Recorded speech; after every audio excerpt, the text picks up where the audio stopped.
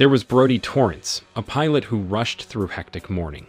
Then he was having a call with his daughter, Daniela. She was on a vacation in Hawaii. Brody was about to have a flight to Tokyo. He also promised Daniela that he would join her in Hawaii to spend some time with her. Although Daniela thought that there might be a delay since it was New Year's Eve, Brody still promised that he would be with her just on time. Daniela told her father that she's glad that they finally had some time to get closer to each other. Brody talked her down and told her that everything will go smoothly. When Brody arrived at the plane, he met his co-pilot, Samuel Dell. After they get to know each other, Samuel then told Brody that they're going to face a bad weather during the flight. After that, a flight officer came and reported that they have 14 passengers and fly with a plane called Trailblazer 119. Brody told the flight officer that there is a bad weather converging in South China Sea, but the officer said that by the time they got there, the bad weather should have moved inland. Brody suggests that they move east, come north over to Luzon. Unfortunately, the officer explained that if they take that route, it would cost them 18,000 more fuel and adds an hour to the flight. Since the flights are nearly empty, the officer told them to stick to the plan. Brody and Samuel had no choice but to follow the order. After that, the chief of flight attendant, Bonnie, told Brody that he's needed in the jetway. Over there, he met a policeman who needs to bring a fugitive extradition to Toronto, Louis Gaspar, and they would be in Brody's flight to Tokyo. The police then told Brody that Louis would be in constraints under his constant supervision during the flight. Brody seems worried, and he asked about what was Louis's fault. He was told that Louis had done a homicide 15 years ago, and he'd been under alias and lived in Bali for all this time. Brody, who wasn't sure at first, told the policeman to keep an eye on this fugitive and to keep this person away from everyone else on the plane. They both then sat at the far end of seats. After catching up with his flight attendants, Brody then welcomed his 14 passengers, one by one, inside the plane. Not long after all the passengers were tucked in, Brody and Samuel were ready to take off. He reported that he would take a shortcut for their destination to Tokyo. In the cabin, Brody and Samuel were talking about their family. Then came a conversation where Brody told Samuel that Daniela was having her education in California while Brody was based off of Singapore. It was then Samuel asked about the long-distance relationship about Brody and his wife. Brody then told Samuel that his wife passed away 3 years earlier. Next, Brody then reported that they're cutting right over the top of the storm. So then he announced that the passengers had to secure their seatbelts since it's a bad weather. After that, Brody requested to the air traffic control to increase their altitude for a clearer weather.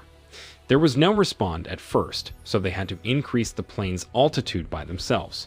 After that, the ATC then responded and gave them permission to fly at 40.000. After what seems to be like turbulence, Brody decided to check on the passengers. He walked through the plane and, checking on the passengers, told one of the flight attendant to make the passengers remain seated. Next, the plane had greater turbulence, which then caused Brody knocked his head and bleed. He then rushed back to the cabin, and Samuel told him that the avionics were down, possibly because it was fried during the storm. Brody tried to reach the ATC, but the radio was dead.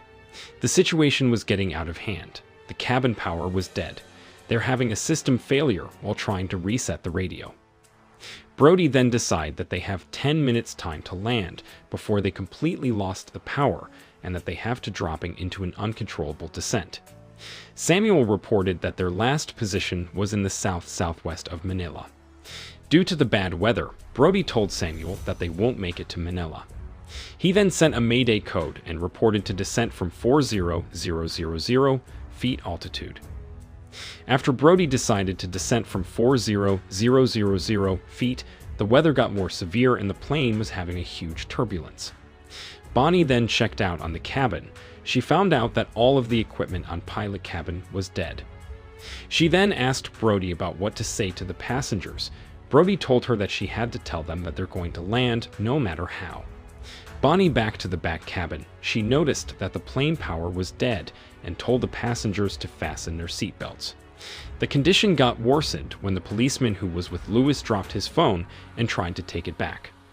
One of the flight attendant, Isabella, tried to stop him when the plane then going through a storm and dived sharply. This caused Isabella broke her neck and died, while the policeman was also died. After what it seems like the worst moment over the unknown sea, and he only had 3 minutes before the plane completely lost its powers, Brody saw a land. He then decided to land on that island. After they safely landed on that island, Brody told all of the passengers to get out of the plane calmly. Since the plane was still hot because of it got strobed by lighting, it would be better for them to go out and having a fresh air. While managing the passengers, Bonnie then found the key for Lewis's handcuffs that he'd been eyeing on. On the other side, at the Trailblazer headquarters in New York, it turned out that they were having a meeting about the condition on missing plane that Brody were in. They then called David Scarsdale. Back on the island, after Brody, Samuel, and Bonnie were having a short brief. Bonnie told Brody that she had found the handcuff key and gave it to Brody. Brody then explained their situation to the passengers. He told the passengers that for that moment, they have to share each other's resources. On Trailblazer headquarters, David was finally arrived. He specialized in corporate strategy and crisis management. He told Terry, as the owner of the airlines, to use the hands of private assets since the plane was missing in Philippines. Also, since they haven't found the exact location of the plane, David asked the crews to prepare press releases for every possible scenario that might happen. On the island, Brody checked on Lewis, who was kept away from the rest of the passengers. Lewis said that he had nothing to talk about with Brody, with his both hands were still handcuffed. Brody and Samuel then checked on the plane that was pretty much damaged. He then checked on the dead policeman's belongings. He found a handgun on his pants and took it. Brody also found Lewis's belongings that include a knife, a watch, a set of keys, and a wallet. While Brody and Samuel was identifying their location, Samuel then told Brody that they're on an island called Jolo, and that island was dangerous. It was filled with separatists and criminals, while there was no government or police on that place either. Brody then explained to the passengers about the damaged part of the plane that it is impossible for them to ask for help using the plane's radio. He then explained to the angry passengers that they flew a facility last night and that he hoped that that facility might have a radio or telephone, but he didn't tell them that they were on a dangerous island. He then told the rest of them that he'd take Lewis as a company to explore things on the jungle, seeing what he can find inside. Little did they know, inside the jungle, there were a group of people that seemed like bad people. A man reported to another man called Datu Junmar he was the one in charge. He told Datu that he saw a plane flew so low on top of his house last night, and it seemed like that plane was going to land. Datu asked and make sure that it wasn't a military plane. He then gives some money to this man for that piece of information and order his men to find the plane. On the other side, Daniela found out through a press release that her father's plane was lost. Meanwhile, Brody and Louis were walking through the jungle, and he asked about Louis's background. Not so long after, Brody told Louis that he found Louis's pocket knife, but somehow Louis then vanished. Back to Trailblazer headquarters, David and Terry then found out Brody's identity as a pilot, and that Brody had been a pilot for 20 years, and he once got into a trouble for punching a passenger. Back to the island, Samuel managed to fix some parts of the plane while Brody kept walking until he found an abandoned building full of gunshots marks. Finally, he was able to find a broken communication kit and fixed it. He then got dialed up with a Trailblazer customer service, but she wasn't much of a help since she had been receiving tons of calls about that plane and Brody couldn't give her his identification number. On the headquarters, David had preparing a private army led by John. David told John that he had a mission to rescue Brody and his passengers on Philippines Islands. John and his team were then gone on that order. Back to the island, since calling a customer service was a dead end, Brody then decided to call Daniela. It worked. He then told Daniela about what island he was in, but he got caught by one of the enemy and they got into a fierce fight. Not long after that, Brody then killed the man with his bare hands. Soon after, somehow Louis found him and gave him a rifle that Louis had found. They both then discovered that that abandoned building was used by the enemies to hold hostages of people were stranded on that island, and told the hostages to ask for ransom. They knew this from a video camera that was standing by on that room. There was also blood on that place, which might be a sign that those bad guys had killed the hostages. After knew about this, Brody and Lewis then rushed to save the passengers. While they were on their way, Datu and his men reached the plane and he passengers first. The passengers, who were excited at first, thought that Datu and his men might help them get out of this island. Unfortunately, they thought wrong. Datu then shot his gun onto the air and threatened them.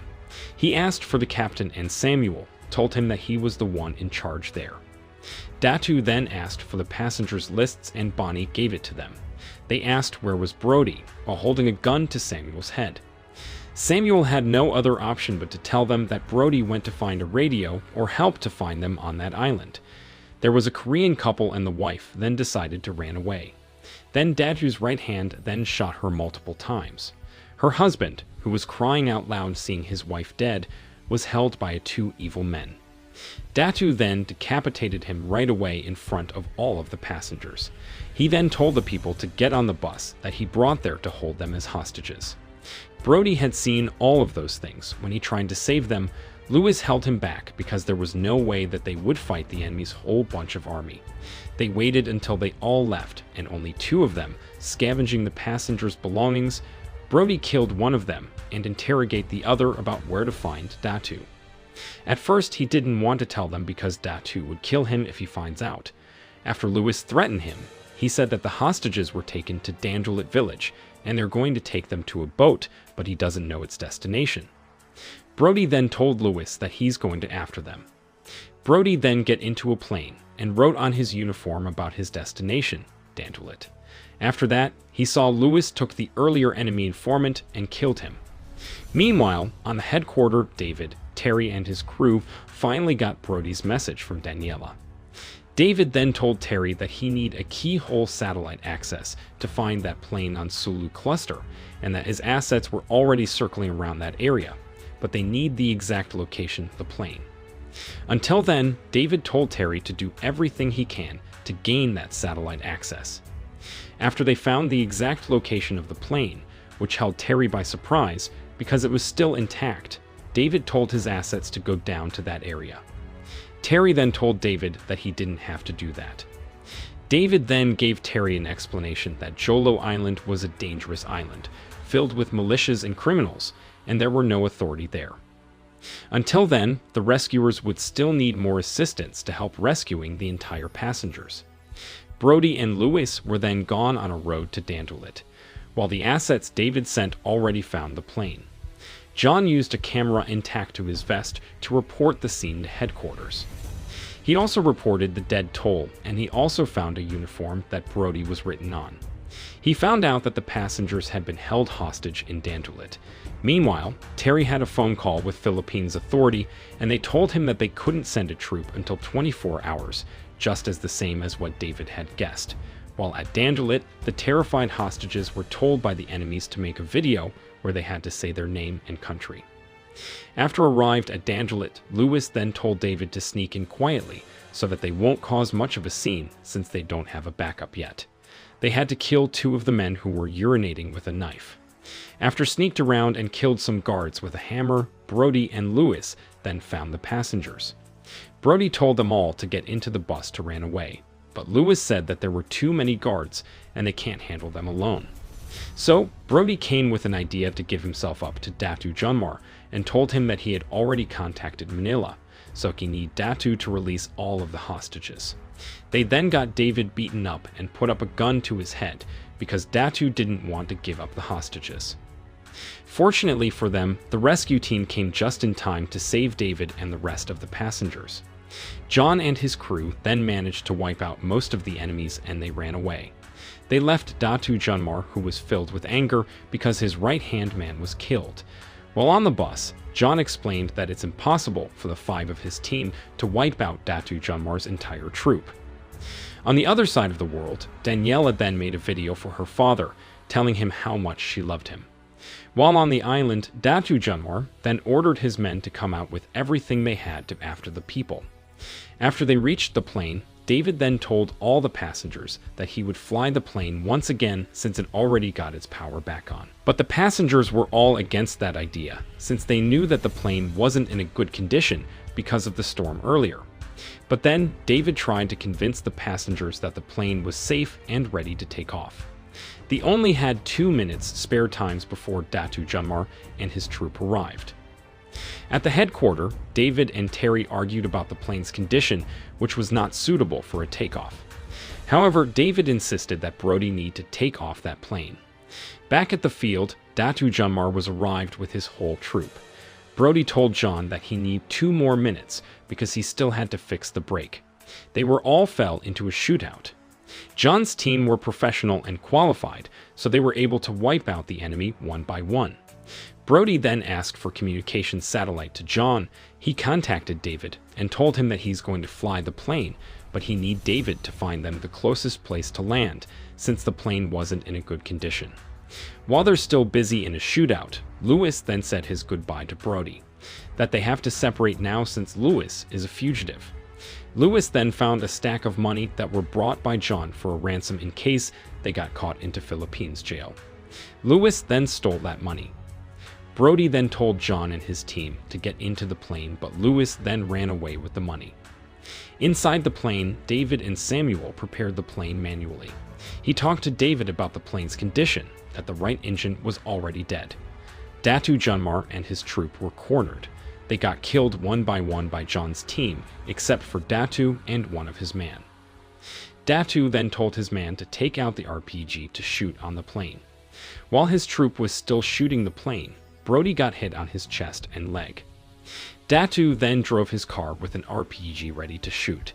Brody then kept pushing the plane to take off regardless of the plane's condition. While Datu was about to shoot the RPG, he got killed with the plane's tire during takeoff. Brody needed to take the plane to land on the nearest island with the right engine was dead. They were keep on losing altitude because all of the plane's doors were opened. The crew on headquarters said that the nearest island there were 50 miles away, and it has a small airport that they can use for landing. After what it seems like forever, Brody and Samuel managed to land on the Scifi island. The passengers then feel relieved. They all thank Brody because he was able to get home safely. It was all ended with Brody called Daniela and told her that he would coming home late.